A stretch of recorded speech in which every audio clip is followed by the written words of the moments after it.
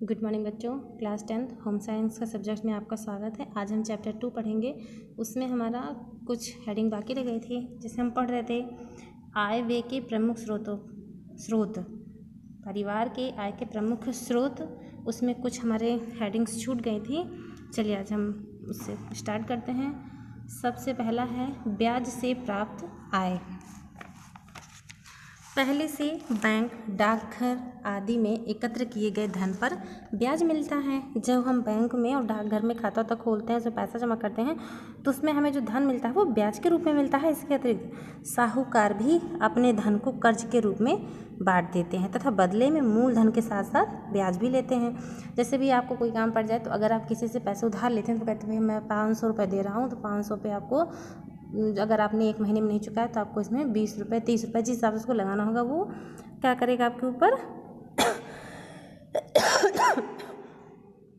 ब्याज लगा देगा। तो इसको कहते हैं ब्याज से प्राप्त आय। तो जो आप उसको पैसा देंगे वो उसकी आय किस रूप में हुई है, ब्याज के रूप में। तो ऐसी आय को हम कहते हैं ब्याज से प्राप्त आय। फिर से समझ लीजिए, जब हम किसी से उधार लेते हैं तो उस पे जो ब्याज पड़ता है, जब हम उन्हें वो पैसे देते हैं तो जो उनको धन प्राप्त होता है वो उनको ब्याज से प्राप्त आय है। ठीक है। छठवां है कृषि से आय। हमारा देश कृषि प्रधान देश है। खेती करके बहुत से लोग अपनी जीवन को चलाते हैं। एक विशेष प्रकार की आय है। इससे सामान्य रूप से फसल तैयार होने पर ही फसल को बेचा जाता है। होने वाले लाभ को आय कहते हैं। जो हम फसल बेचते हैं उससे जो हमें पैसा मिलता है वह लाभ है, इसलिए उसको हम क्या कहते हैं, क्योंकि हमको उसको खेत की वजह से प्राप्त हो, इसलिए वो ये है कृषि का आय। यह आय प्रति माह नहीं होती, ये हर महीने नहीं होती, साथ ही निश्चित भी नहीं होती, क्योंकि ये खेती के ऊपर डिपेंड करता है कि हमारी फसल कैसी होगी। कृषि व्यवसाय से जुड़े लोग कृषि के साथ साथ कुछ अन्य कार्य भी करके पारिवारिक आय में वृद्धि करते हैं। जैसे कुछ लोग फसल काटने के बाद टोकरी आदि बनाने, गोबर के उपले बनाने आदि का कार्य करके अपने परिवार की आय में वृद्धि करते हैं। फिर है पशुपालन से आय। यह एक पारंपरिक आय का स्रोत है। इसके अंतर्गत पशुओं के दूध को बेचा जाता है, पशुओं के बच्चे भी बेचे जाते हैं। कुछ लोग सुअर आदि के मांस बेचने के लिए पालते हैं। कुछ लोग मुर्गी और मछली पालन से भी अपने परिवार की आय में वृद्धि करते हैं। फिर है परिवार के अन्य सदस्यों द्वारा किए जाने वाले घरेलू उद्योग धंधे।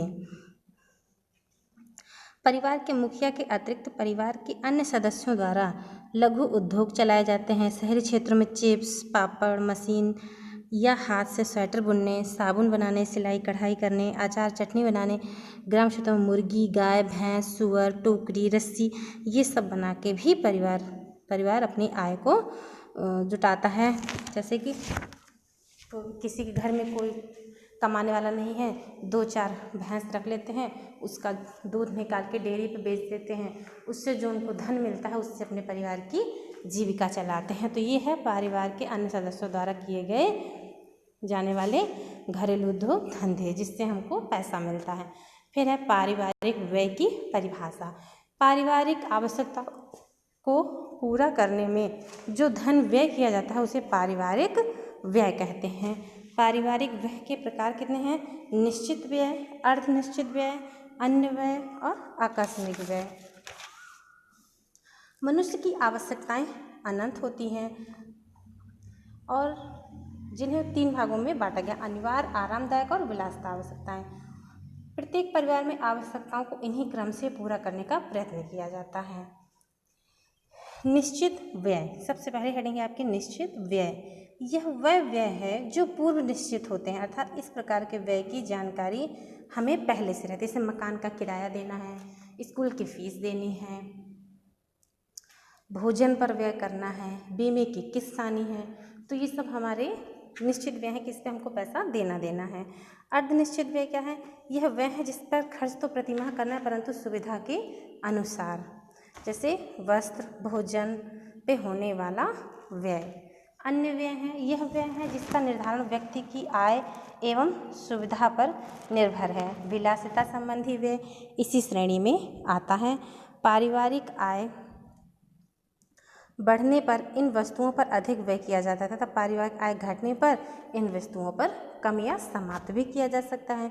अगर आज हमारी आय बढ़ गई तो हम महंगे महंगे कपड़े पहनेंगे, जब मीडियम रहती है तो ठीक ठाक पहनेंगे, जिस दिन नहीं रहेगी तो उस दिन फटे पुराने पहनेंगे। तो ये हमारा अन्य व्यय है, ये कोई निर्धारित नहीं है। आकस्मिक व्यय, ये वह व्यय हैं जो अचानक सामने आते हैं, साधारण या बहुत अधिक भी हो सकते हैं। किसी रिश्तेदार का विवाह संबंधी व्यय साधारण तथा परिवार में किसी प्रकार की दुर्घटना होने पर बहुत अधिक व्यय हो सकता है। जैसे विवाह है तो आपकी इच्छा अनुसार है, जितना हो सके उतनी मदद कर, लेकिन कोई अगर खत्म हो जाता है परिवार में तो क्या है, ये एक तो दुख का समय रहता है, इसलिए अधिक व्यय होता है। इस वर्ग में उन पारिवारिक अवयवों को सम्मिलित किया जाता है जिनका कोई पूर्व ज्ञान नहीं होता है।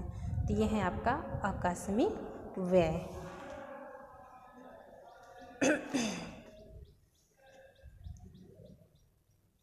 आज के लिए इतना ही। कल हम पढ़ेंगे पारिवारिक व्यय को प्रभावित करने वाले कारक।